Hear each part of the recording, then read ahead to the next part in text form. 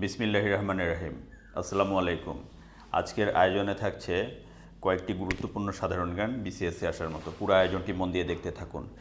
বাংলাদেশের সুইজারল্যান্ড নামে খ্যাত কোনটি?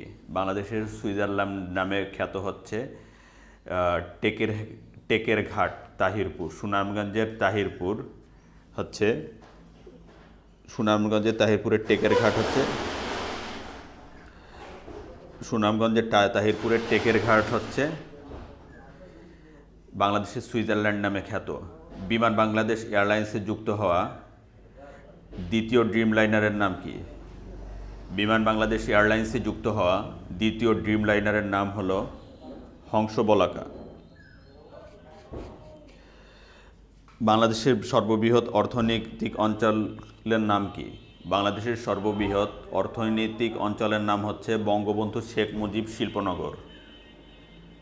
মনে রাখার চেষ্টা করবেন, বঙ্গবন্ধু শেখ মুজিব শিল্পনগর হচ্ছে বাংলাদেশের সর্ববৃহৎ অর্থনৈতিক অঞ্চল। প্রধানমন্ত্রী সহ মন্ত্রিসভার মোট মন্ত্রী সংখ্যা কত? মন্ত্রী সংখ্যা হচ্ছে 25 জন। পরিবর্তন হলে একটু কমেন্ট বক্সে জানাবেন। মৌসুমি ফল উৎপাদনে বিশ্বে বাংলাদেশের অবস্থান কত? মৌসুমি ফল উৎপাদনে বিশ্বে বাংলাদেশের অবস্থান হচ্ছে 10ম। বর্তমানে বাংলাদেশে নিবন্ধিত চা বাগানের সংখ্যা কয়টি? বর্তমানে বাংলাদেশে নিবন্ধিত চা বাগানের সংখ্যা হলো 166টি চা বাগান রয়েছে বর্তমানে বাংলাদেশে নিবন্ধিত চা বাগান। দেশে বর্তমানে নদীবন্দর কয়টি? দেশে বর্তমানে নদীবন্দর হলো 33টি। বর্তমানে মোট ফল চাষ হয় কত প্রজাতির? মোট ফল চাষ হয় হচ্ছে 72 প্রজাতির।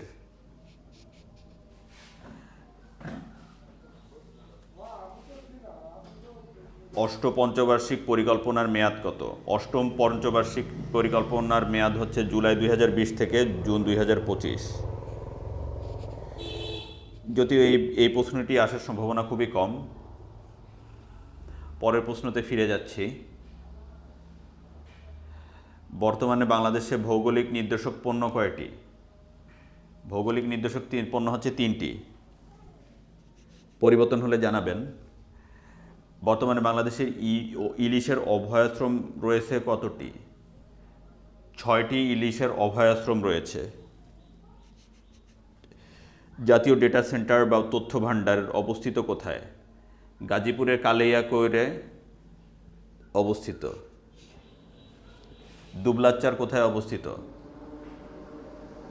দুবলাচ্চার অবস্থিত হলো সুন্দরবনের দক্ষিণ উপকূলে। সুন্দরবনের দক্ষিণ উপকূলে দুবলাচ্চার অবস্থিত। বিশ্ববিখ্যাত বৌদ্ধ পণ্ডিত অতীশ দীপঙ্করের জন্মস্থান কোথায়? বিক্রমপুর মুন্সিগঞ্জে তার জন্মস্থান। সত্যেন্দ্রনাথ বসু কে ছিলেন? তিনি ছিলেন একজন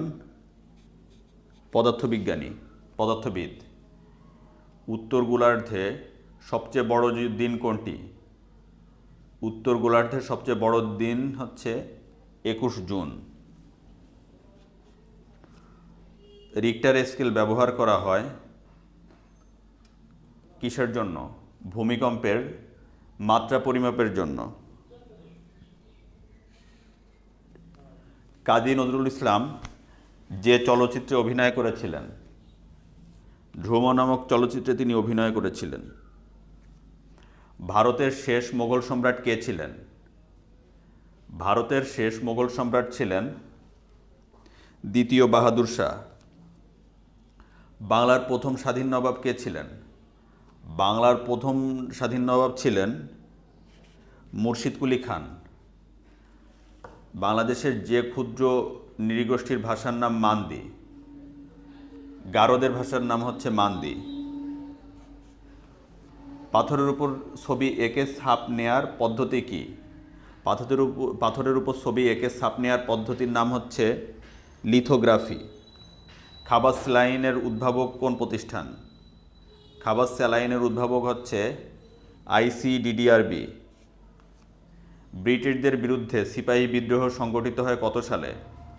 1857 সালে ব্রিটিশদের বিরুদ্ধে সিপাহী বিদ্রোহ সংগঠিত হয়? অষ্টসাহসিকা প্রজ্ঞাপারমিতা কি? অষ্টসাহস্রিকা প্রজ্ঞাপারমিতা হচ্ছে বৌদ্ধ পুঁথি। ওয়ারী বটেশ্বর কোন জেলায় অবস্থিত? ওয়ারী বটেশ্বর অবস্থিত হলো নরসিংদী জেলায়। মনে রাখবেন, এই প্রশ্নটি কিন্তু বারবার এসেছে। ওয়ারী বটেশ্বর কোন জেলায় অবস্থিত? ওয়ারী বটেশ্বর হচ্ছে নরসিংদী জেলায় অবস্থিত। দেশের প্রথম কৃত্রিম উপগ্রহ কোনটি? দেশের প্রথম কৃত্রিম উপগ্রহ হচ্ছে দেশের প্রথম কৃত্রিম উপগ্রহ বঙ্গবন্ধু 1, যে মহাকাশযানে উৎক্ষেপণ করা হয়। ফ্যালকন 9 নামক মহাকাশযানে উৎক্ষেপণ করা হয়। জাতীয় গণহত্যা দিবস কবে? জাতীয় গণহত্যা দিবস হচ্ছে 25শে মার্চ। আজকে যে দিনটিতে এই ভিডিওটি বানানো হচ্ছে, আজকেই হচ্ছে জাতীয় গণহত্যা দিবস। মনে রাখার চেষ্টা করবেন, 25শে মার্চ জাতীয় গণহত্যা দিবস। বর্তমানের প্রেক্ষাপটে এই প্রশ্নটি খুবই গুরুত্বপূর্ণ। 25শে মার্চ গণহত্যা দিবস। বাংলাদেশের যে নদী প্রাকৃতিক মৎস্য প্রজনন কেন্দ্র হিসাবে পরিচিত? প্রাকৃতিক মৎস্য প্রজনন কেন্দ্র হিসাবে পরিচিত হচ্ছে হালদা নদী। বাংলাদেশ ও ভারতের মধ্যে অভিন্ন নদীর সংখ্যা কয়টি? বাংলাদেশ ও ভারতের মধ্যে অভিন্ন নদীর সংখ্যা হলো 54টি। মহস্থানগড় যে নদীর তীরে অবস্থিত? মহস্থানগড় হলো করতীয় নদীর তীরে অবস্থিত। চীন, ভারত এবং বাংলাদেশের মধ্য দিয়ে প্রবাহিত নদীর নাম কি? চীন, ভারত এবং বাংলাদেশের মধ্য দিয়ে প্রবাহিত নদীর নাম হচ্ছে ব্রহ্মপুত্র। জাতীয় স্মৃতিসৌধের স্থপতি কে? সৈয়দ মাইনুল হোসেন হলো জাতীয় স্মৃতিসৌধের স্থপতি। সাবাস বাংলাদেশ ভাস্কর্যটি কোথায় অবস্থিত? সাবাস বাংলাদেশ ভাস্কর্যটি অবস্থিত হচ্ছে রাজশাহী বিশ্ববিদ্যালয়ে। সাবাস বাংলাদেশ ভাস্কর্যটি অবস্থিত। তিস্তাবাদ বাংলাদেশের যে জেলায় অবস্থিত? তিস্তাবাদ বাংলাদেশের লালমনিরহাট জেলায় অবস্থিত। মনে রাখার চেষ্টা করবেন, লালমনিরহাট জেলায় তিস্তাবাদ অবস্থিত। কাপ্তাই বাঁধের কারণে প্লাবিত পার্বত্য চট্টগ্রামের উপত্যকা এলাকার নাম কি? কাপ্তাই বাঁধের কারণে প্লাবিত পার্বত্য চট্টগ্রামের উপত্যকা এলাকার নাম হচ্ছে কাপ্তাই ভ্যালি। উত্তর হচ্ছে কাপ্তাই ভ্যালি। বৃহত্তর বরিশাল ফরিদপুর এলাকা প্রাচীনকালে কোন জনপদের অন্তর্ভুক্ত ছিল? বৃহত্তর বরিশাল এবং ফরিদপুর এলাকা প্রাচীনকালে বঙ্গ জনপদের অন্তর্ভুক্ত ছিল। পরের প্রশ্ন হচ্ছে, যে শাসকেরা প্রায় 400 বছরের মতো বাংলা শাসন করেছে তারা কোন বংশ? যে বংশের শাসকেরা প্রায় 400 বছরের মতো বাংলা শাসন করেছে তারা হলো পাল বংশ। আগুনের পরশমণি যে ধরনের চলচ্চিত্র? আগুনের পরশমণি মুক্তিযুদ্ধভিত্তিক চলচ্চিত্র। যে আরব দেশ সর্বপ্রথম বাংলাদেশকে স্বীকৃতি দিয়েছিল? আরব দেশ হিসাবে ইরাক বাংলাদেশকে সর্বপ্রথম স্বীকৃতি দিয়েছিল। বিদেশে যে মিশনে বাংলাদেশের পতাকা প্রথম উত্তোলিত করা হয়? বিদেশে কলকাতা মিশনে বাংলাদেশের পতাকা সর্বপ্রথম উত্তোলিত করা হয়। শহীদ বুদ্ধিজীবী দিবস কবে পালিত হয়? 14 ডিসেম্বর শহীদ বুদ্ধিজীবী দিবস পালিত হয়। বাংলাদেশের রাষ্ট্রীয় বনভূমি আছে কয়টি জেলায়? বাংলাদেশের রাষ্ট্রীয় বনভূমি আছে 35টি জেলায়। ঢাকা বিশ্ববিদ্যালয় প্রতিষ্ঠার জন্য গঠিত কমিশনের নাম কি? প্রতিষ্ঠার জন্য গঠিত কমিশনের নাম হলো নাথান কমিশন। ময়মনসিংহ অঞ্চলের আঞ্চলিক সঙ্গীত কোনটি? ময়মনসিংহ অঞ্চলের আঞ্চলিক সঙ্গীতের নাম হচ্ছে ভাটিয়ালি। ভাটিয়ালি গান হচ্ছে ময়মনসিংহ অঞ্চলের আঞ্চলিক সঙ্গীত। শিল্পাচার্য জয়নুল আবেদিনের কবর ঢাকা বিশ্ববিদ্যালয়ে কোথায়? শিল্পাচার্য জয়নুল আবেদিনের কবর কোথায় অবস্থিত? এটি হচ্ছে শিল্পাচার্য জয়নুল আবেদিনের কবর ঢাকা বিশ্ববিদ্যালয়ের কেন্দ্রীয় মসজিদ প্রাঙ্গণে অবস্থিত। ধন্যবাদ ভিউয়ার্স, আজকের ভিডিওটি এ পর্যন্তই। আমাদের ভিডিওগুলি যদি আপনাদের ভালো লেগে থাকে তবে আমার চ্যানেলটি সাবস্ক্রাইব করুন এবং নতুন নতুন ভিডিওর আপডেট পেতে পাশে থাকা বেল আইকনটি প্রেস করুন।